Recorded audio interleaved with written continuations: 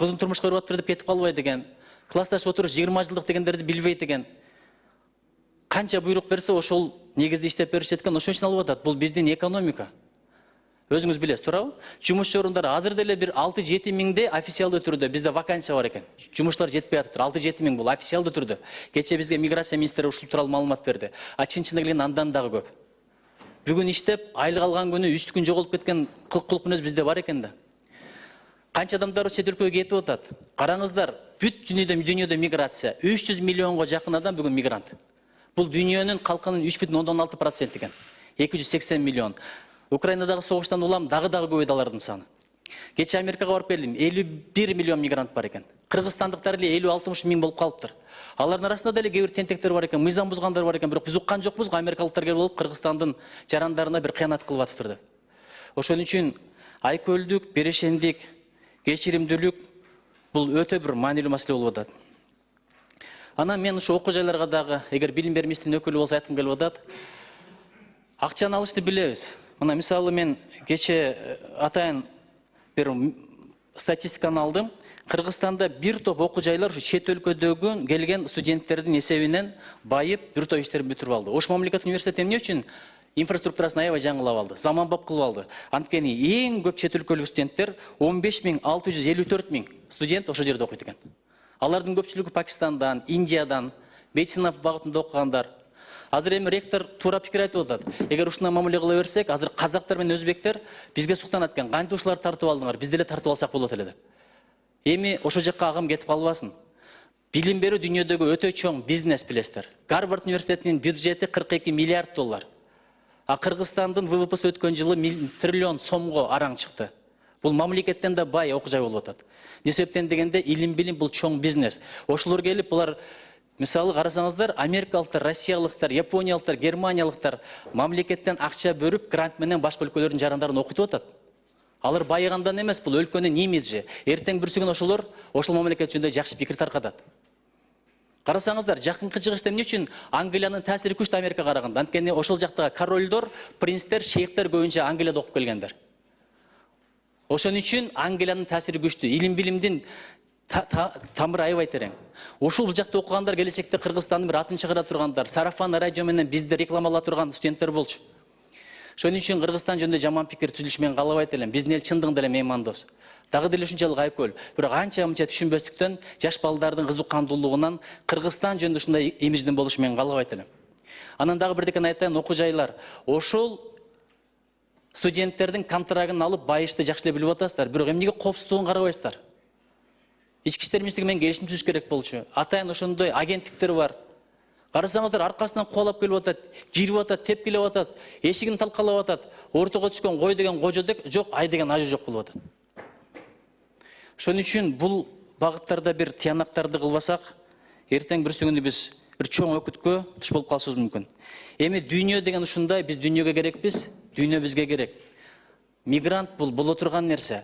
Кандай өлкөлөргө мигрант барбайт? Украинага окшоп согуш болсо мигрант болбойт? Же Түндүк Кореяга окшоп ким өзүнүн чек арасын жаап алса ошолорго мигрант барбайт?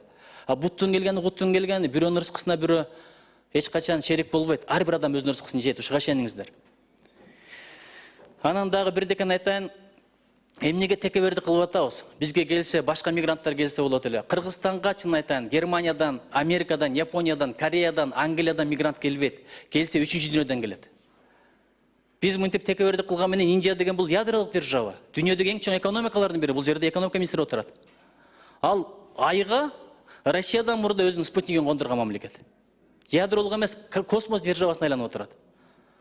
Эң көп маалымат технологиясы боюнча адистер, IT инженерлердин көпчүлүгү чыгыш батышта, программисттердин көпчүлүгү индиялыктар, пакистандыктар.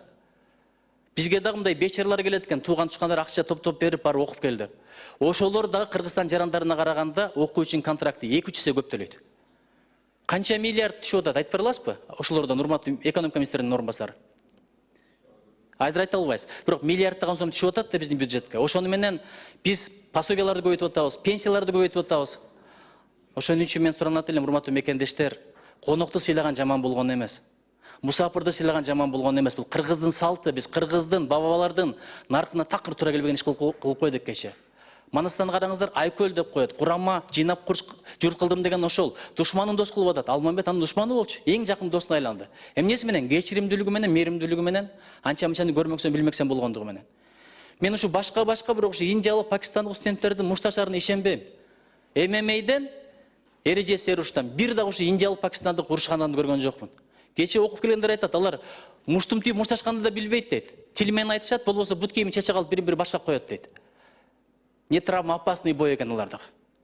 Кече ким мушташты, ошондо тактабай туруп эле, азыр өңдөрү бири-бирине окшош. Батышка барсаң, Америкага барсаң, биздин бардыгыбызды Чайна деп коет, Чайниз, Кытайлар деп коет. Кытай менен Батыш тирешип кетсе, бизге деле кыйын болот. Анткени ылгабай ошондой мамиле кылып коюшу мүмкүн. Бангладештиктер, индиялыктар, пакистандыктар бири-бирине окшош. 3 адамдын бир шоктугунан, мыйзам бузгандыгынан 10 000 адамдын укугун тепселенге бизге ким укук берди? Ошон үчүн ушул жакта дагы бир мыйзамдуулуктун карасак, урматтуу депутаттар, контролдосок, керекпи жаңы мыйзамдарды кабыл алалы. Анткени башкалардын келгени бул жөн эле эмес, жумуш орундары жетишпей атат, бул бир, жумушчу күч жетишпей атат, бул эки. Ошол эле мезгилде алар бизге жумуш орундарын түзгөнгө жардам берип атат, инвестиция алып келип атат, каражат алып келип атат, капитал келип атат. А буларсыз кантип экономиканы өстүрөбүз? Кантип Кыргызстандын имиджи гүлдөйт? Ошого мекендештерим, дагы бир жол суранат элем. Мындан ары ушундай окуя болбой эле койсунчу. Мындан ары болбой эле койсун. Бир чечим кылаларда, кызык кандуулук алдырарда алдартыбызды бир карап коелу. Бир сөз бар экен, ушу менен бүтүрөйүн.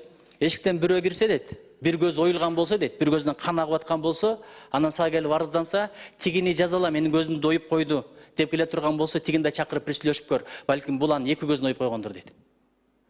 Эмне деген нерсе? Түн ортосунда байкуш мусафирлар өздөрү араң жүрөт көлөкөсүнөн коркуп. Аларды коркутуп, аркасынан кууп келип, кыздардын эшиктеринен бери болгону 2-3 бала, бул бүт кыргыз эли эмес, элибиздин көпчүлүгү муну айыптап атат. Ошон үчүн өлкөбүз Кудай кааласа дагы деле меймандос. Биздин жаратылышыбыз, биздин пейилибиз, биздин ниетибиз, биздин кулк мүнөзүбүз, салтыбыз, наркыбыз бардыгы сулуу. Эгер мүмкүнчүлүк болсо мен англис тилинде кайрылып алат элем, бирок бул биздин мыйзамда каралбаптыр. Ошон үчүн бүт дүйнөнүн туристтерине, мекендештерге кайрылат элем, замандаштарыма кайрылат элем. Баягында бир өкмөттөр улуу турган болсо, Кыргызстанга барбай тургула деп ошол чечимди жокко чыгарыңыздар. Биздин эл Айкөл эл, биздин эл анча-мынча эми кызык кандуулук калтырып жаш балдардын кылганынан бир элди айыптаганга болбойт. Кудай буйрса бардыгы жакшы болот, урматтуу төрага. Убакыт бергениңизге чоң рахмат. Кудай колдосун, жолубуз ачык болсун, келечегибиз кең болсун. Рахмат.